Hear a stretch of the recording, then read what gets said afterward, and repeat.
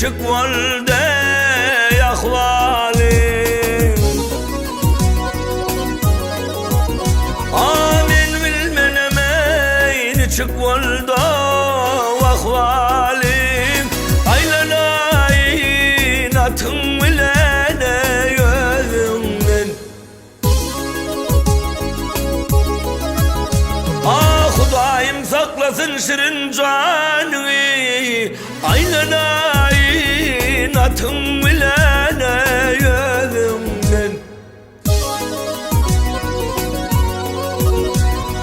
Kolun ağlı gel para bilmene yanına Diyem rahmeylesin yiğit canına Boyaldın lelede kırmızı kanını Aylanayın atın bilene gözümden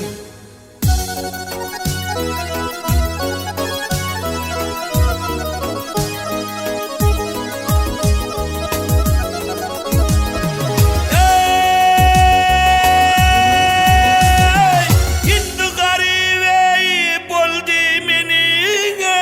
ahvalim Ah yarim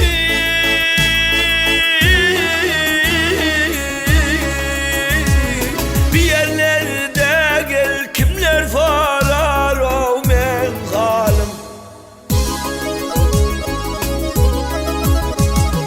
Feygülü kendemim Feygülü dost yarım aşır serdavrim Aylanayın atın bilene gözümden Ay Yusuf diyerek hiç kim bizde gayb olmasın Zakserane sarılar ve meys olmasın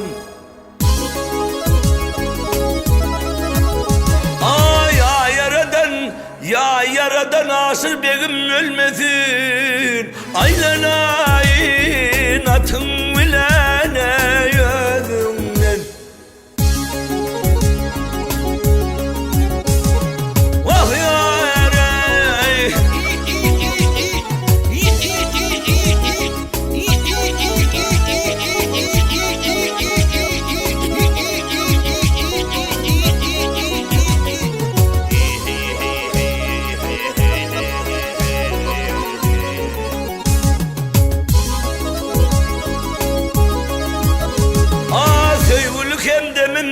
Feygülü dost yarım aşır serdavrim Aylanayın